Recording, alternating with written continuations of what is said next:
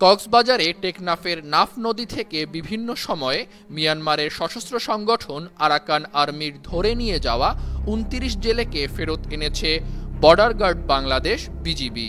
তারা সবাই টেকনাফের শাহপরীর দ্বীপের মাঝের পাড়ার বাসিন্দা। বৃহস্পতিবার সন্ধ্যায় নাফ নদীর টেকনাফ পৌরসভার চৌধুরীপাড়া সংলগ্ন জেটিঘাট দিয়ে এসব জেলেদের ফেরত আনা হয়।